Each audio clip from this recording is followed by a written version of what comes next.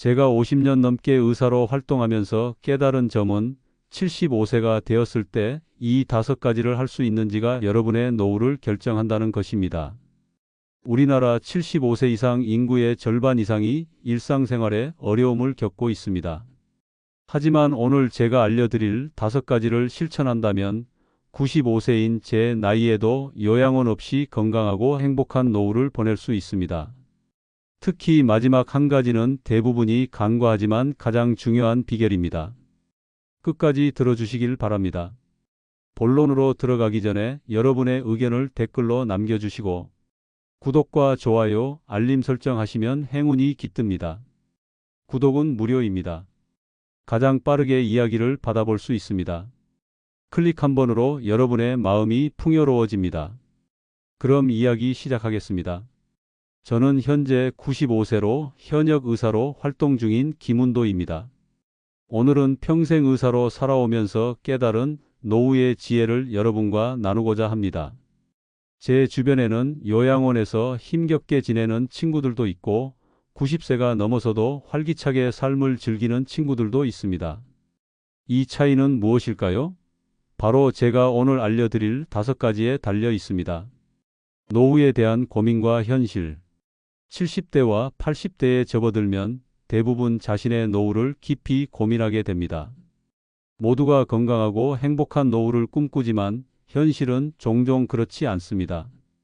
요즘은 의학 발전으로 60대까지 건강하게 지내는 분들이 많아졌습니다. 하지만 진정한 고민은 70세, 80세가 되었을 때 시작됩니다. 우리나라 75세 이상 인구의 절반 이상이 독립적인 일상생활에 어려움을 겪고 있다는 통계가 이를 말해줍니다. 이는 요양시설이나 가족의 도움 없이는 기본적인 생활이 힘들다는 의미입니다. 50년이 넘는 의사 생활 동안 수많은 노인 환자를 만나면서 깨달은 것이 있습니다. 노년의 삶은 젊은 시절부터 쌓아온 습관과 준비에 따라 크게 달라진다는 것입니다. 건강하고 행복한 노후를 보내기 위해서는 반드시 지켜야 할 5가지가 있습니다. 만약 이 5가지를 지키지 못한다면 그것은 여러분의 노후가 위험하다는 신호입니다. 노년에 건강하게 살기 위한 첫 번째 핵심은 안전한 주거 환경을 만드는 것입니다. 제 친구 박 선생은 82세까지 혼자 살면서도 아주 잘 지냈습니다. 그의 비결은 무엇이었을까요? 바로 나이에 따라 변화하는 신체 상태에 맞춰 집을 개조한 것입니다. 나이가 들면 균형 감각과 근력이 자연스럽게 약해집니다. 젊었을 때는 쉽게 오르내리던 계단이 80대에는 큰 장애물이 됩니다. 박 선생은 70대 중반에 1층으로 이사했고 집 곳곳에 손잡이를 설치하고 문턱을 없애며 바닥에 미끄럼 방지 매트를 깔았습니다. 낙상 사고는 노인들에게 가장 위험한 사고입니다. 한번 넘어지면 골절의 위험이 높고 수술 후 회복이 어려워 장기간 침대에 누워 지내게 될 수 있습니다. 이는 종종 요양원 입소로 이어집니다. 특히 욕실은 가장 주의해야 할 공간입니다. 미끄러운 바닥과 물이 만나면 젊은 사람도 넘어질 수 있는데 노인에게는 더욱 위험합니다. 욕실에 미끄럼 방지 매트를 깔고 샤워 공간과 변기 주변에 손잡이를 설치하는 것은 필수적입니다. 또한 조명도 중요합니다. 나이가 들면 시력이 약해지므로 집안을 밝게 유지하고 특히 계단이나 현관 같은 위험 지역에는 더 밝은 조명을 설치해야 합니다.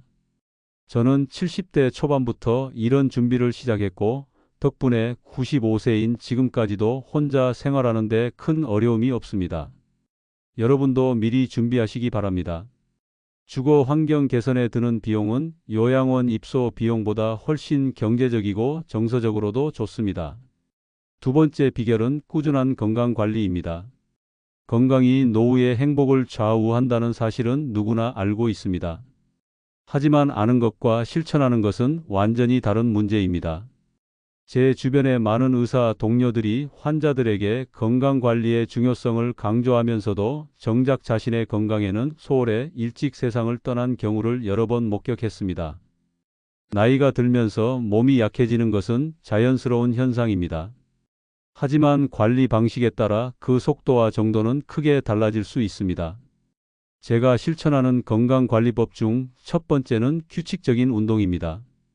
저는 70년이 넘도록 매일 아침 30분씩 걷기를 게을리하지 않았습니다. 비가 오나 눈이 오나 변함없이 계속했죠. 걷기는 노인에게 가장 이상적인 운동입니다. 관절에 무리를 주지 않으면서 심폐 기능을 강화하고 근육량을 유지하며 균형 감각까지 향상시켜주기 때문입니다. 두 번째는 바로 식습관입니다. 80세가 넘어서부터는 하루 2끼만 섭취하고 있습니다. 아침은 가볍게 과일과 우유로, 점심은 평소대로, 그리고 저녁은 과식하지 않고 일찍 먹습니다. 특히 단백질 섭취에 각별히 신경 쓰는데 이는 근육량 유지에 절대적으로 중요합니다. 나이가 들수록 단백질 흡수율이 떨어지므로 젊었을 때보다 더 많은 양을 섭취해야 합니다. 세 번째는 정기적인 건강검진입니다. 나이가 들수록 작은 건강 이상도 큰 문제로 발전할 수 있어 정기검진은 필수적입니다. 특히 고혈압, 당뇨, 콜레스테롤 등은 초기에 발견하면 약물로 쉽게 조절할 수 있지만 방치하면 심각한 합병증을 초래할 수 있습니다. 제 친구 중에는 건강검진을 미루다가 심근경색으로 갑자기 쓰러진 분이 있습니다. 다행히 신속한 치료로 생명은 건졌지만 그 후 삶의 질은 크게 저하되었습니다. 반면 정기적인 검진으로 조기에 문제를 발견하고 관리하는 친구들은 90세가 넘어서도 여전히 활기차게 생활하고 있습니다. 마지막으로 중요한 것은 약물 관리입니다. 나이가 들면 여러 가지 약을 복용하게 되는 경우가 많은데 이때 약의 종류와 복용법을 정확히 숙지하고 제때 복용하는 것이 중요합니다.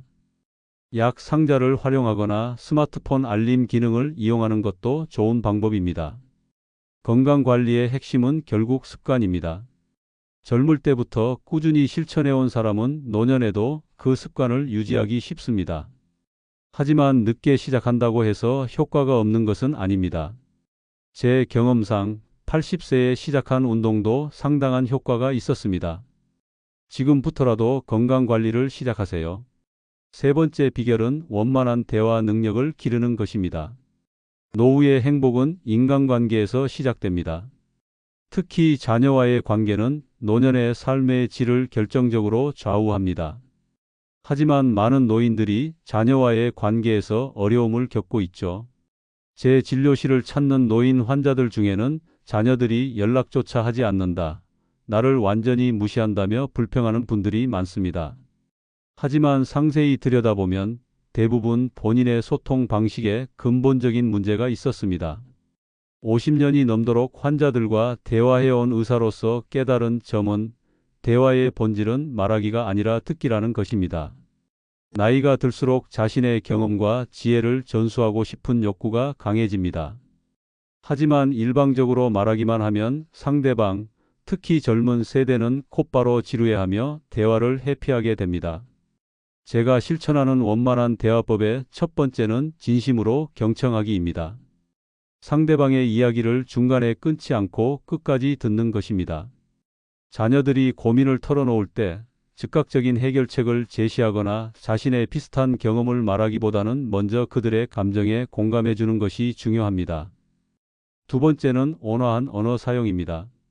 너는 항상 그렇게 하잖아. 왜 내 말을 듣지 않니와 같은 공격적인 표현 대신 이런 생각은 어떨까? 함께 의논해 볼까? 와 같은 부드러운 방식으로 소통하세요. 세 번째는 진심 어린 칭찬입니다. 나이가 들면 자녀의 결점이 더 두드러져 보이기 마련입니다. 하지만 늘 잘못된 점만 지적하기보다는 작은 것이라도 잘한 점을 찾아 진심으로 칭찬해 주는 것이 관계 개선의 핵심입니다.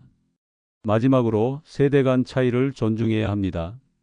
세상은 빠르게 변화하고 있고 우리 세대와 젊은 세대의 가치관은 근본적으로 다를 수밖에 없습니다. 이러한 차이를 인정하고 존중할 때 진정한 소통이 가능합니다. 제 친구 중에는 자녀들과 매주 화상통화로 즐겁게 교류하는 분이 있습니다. 그 비결을 물었더니 자녀의 이야기에 진심으로 귀 기울이고 내 생각을 강요하지 않는 것이라고 했습니다. 반면 늘 자신의 기준으로 자녀를 판단하고 조언하기 바쁜 다른 친구는 자녀들과 점점 멀어졌죠. 대화 능력은 젊었을 때부터 갈고 닦아야 하지만 지금부터 시작해도 충분한 효과를 볼 수 있습니다. 오늘부터 자녀와의 대화에서 말하기보다 듣기에 집중해 보세요. 놀라운 변화를 경험하실 것입니다. 네 번째 비결은 인생을 함께하는 사람들의 소중함을 인식하고 관계를 꾸준히 유지하는 것입니다. 나이가 들수록 오랜 세월 함께해온 배우자나 친구의 존재는 더욱 값지고 소중해집니다. 서로를 이해하고 보듬어주는 인연은 세상 그 무엇과도 바꿀 수 없는 귀중한 보물입니다. 저는 아내와 70년 넘게 살아왔습니다. 젊은 시절에는 사소한 다툼도 잦았지만 세월이 흐르면서 서로의 가치를 더욱 깊이 깨닫게 되었습니다. 아내가 3년 전 뇌졸중으로 쓰러졌을 때 간호하는 과정에서 더욱 깊은 사랑을 느꼈습니다. 아픈 아내를 돌보는 일이 힘들기도 했지만 그 과정에서 우리의 유대감은 오히려 더욱 깊어졌습니다. 혼자 잘 살아가는 것도 중요하지만 함께하는 사람들의 존재가 삶에 따뜻함을 더해줍니다. 특히 나이가 들면 외로움이 건강에 상당한 영향을 미칩니다. 연구에 따르면 외로움은 스트레스 호르몬 수치를 높이고 면역력을 약화시켜 다양한 질병의 위험을 높인다고 합니다. 배우자를 먼저 보내거나 결혼하지 않은 경우에는 친구 관계가 더욱 중요해집니다. 제 주변에는 배우자를 일찍 잃은 분들이 많은데 그 중에서도 친구들과 활발히 교류하는 분들은 정서적으로 훨씬 더 안정되어 있음을 느낄 수 있습니다. 친구 관계를 유지하는 것은 결코 쉽지 않습니다. 나이가 들수록 이동이 불편해지고 친구들도 하나둘 세상을 떠나게 됩니다. 하지만 이러한 어려움 속에서도 관계를 이어가려는 노력이 필요합니다. 제가 실천하는 방법 중 하나는 정기적인 모임입니다. 의과대학 동창들과 50년 넘게 매달 만남을 이어오고 있습니다.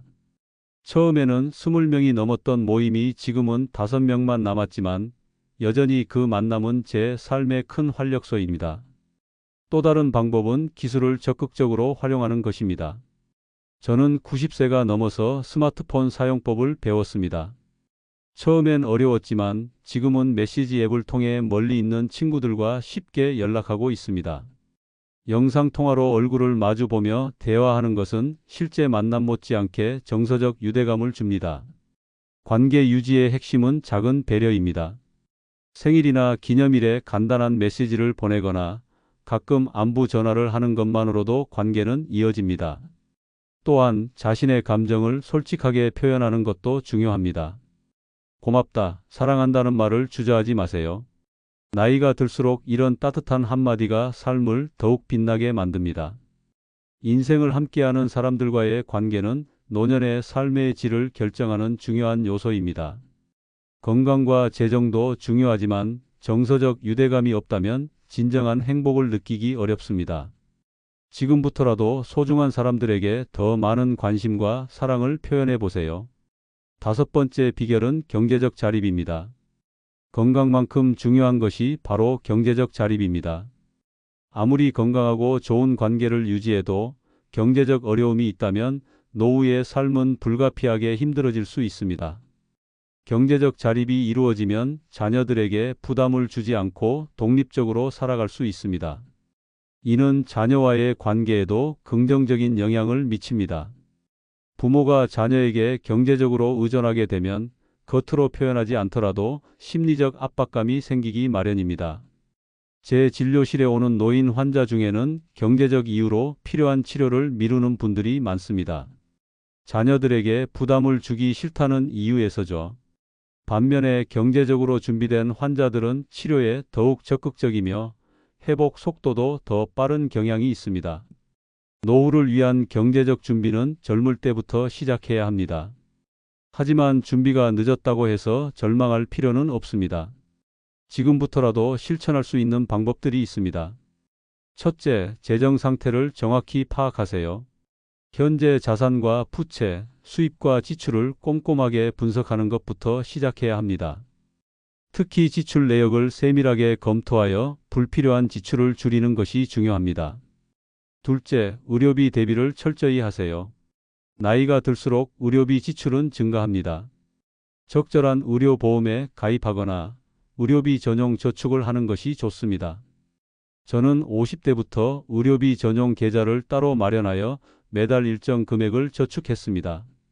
그 덕분에 70대 후반에 큰 수술을 받았을 때도 경제적 부담 없이 최선의 치료를 받을 수 있었습니다. 셋째, 주택 자산을 활용하는 방법을 고려하세요. 주택연금이나 영모기지 같은 제도를 활용하면 기존 주택에 계속 거주하면서 매달 일정 금액을 연금처럼 받을 수 있습니다. 이는 부동산은 있지만 현금 흐름이 부족한 노인들에게 훌륭한 대안이 될 수 있습니다. 넷째, 작은 일이라도 계속 일하는 것을 고려해 보세요. 일은 경제적 수입뿐만 아니라 사회적 관계와 자존감도 함께 제공합니다. 저는 95세인 지금도 일주일에 2번 진료를 봅니다. 물론 젊었을 때처럼 많은 환자를 보지는 않지만 오랜 경험을 살려 젊은 의사들에게 조언하는 역할을 하고 있습니다. 이는 제게 경제적 도움뿐만 아니라 삶의 보람도 함께 줍니다. 경제적 자립은 단순히 많은 돈을 소유한다는 의미가 아닙니다. 자신의 상황에 맞게 현실적인 계획을 세우고 그에 따라 생활하는 것이 중요합니다.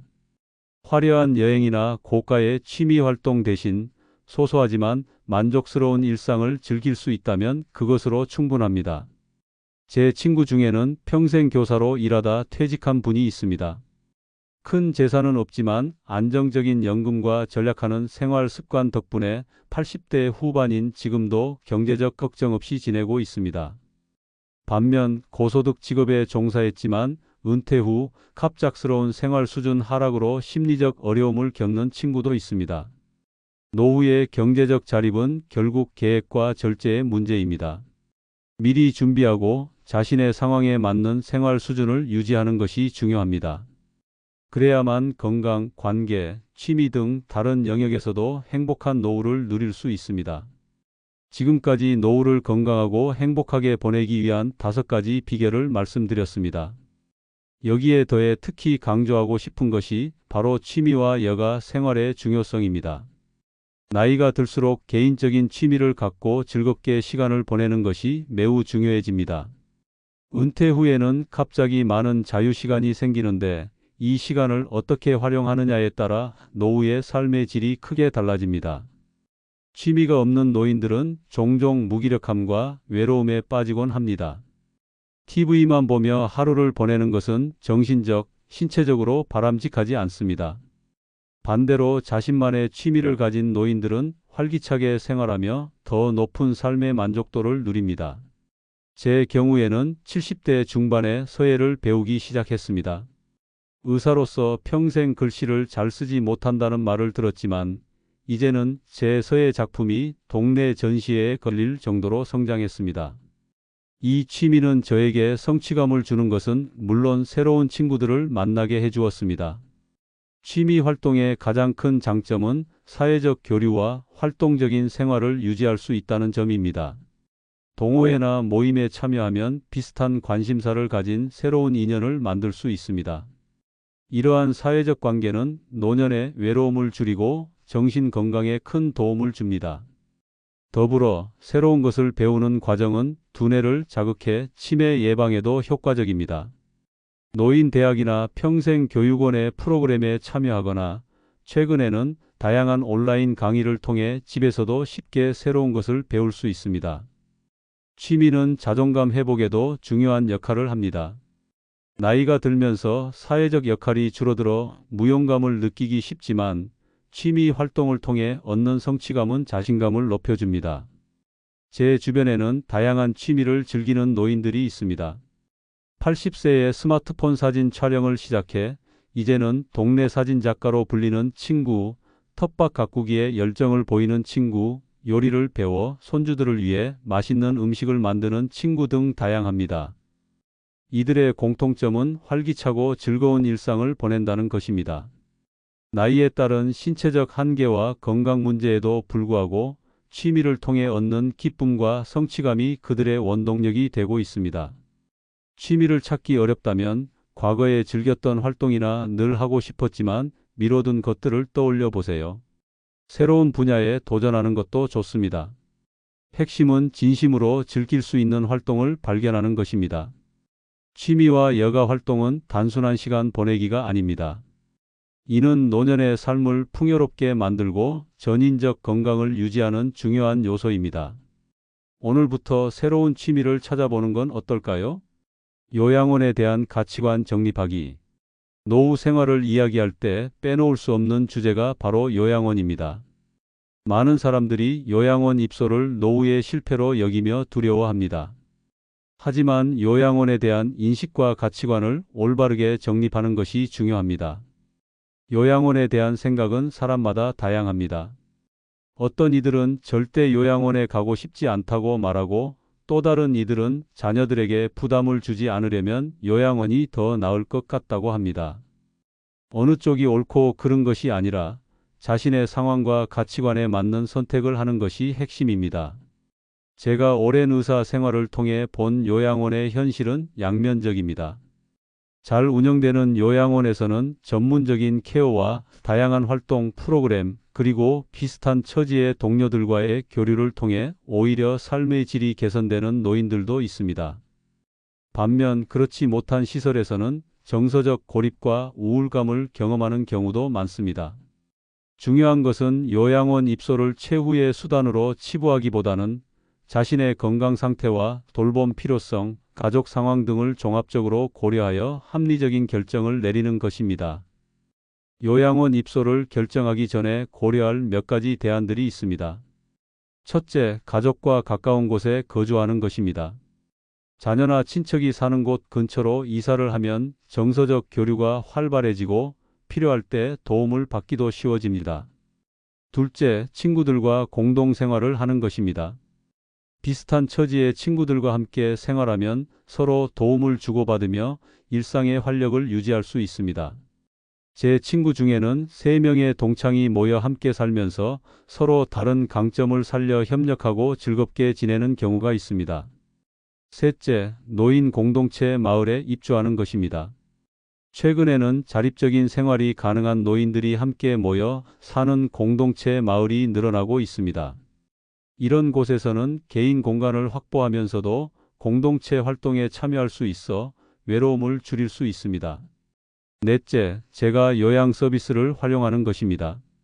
집에서 생활하면서 필요한 돌봄 서비스를 받을 수 있는 다양한 프로그램들이 있습니다. 이를 잘 활용하면 익숙한 환경에서 독립성을 유지하며 살 수 있습니다.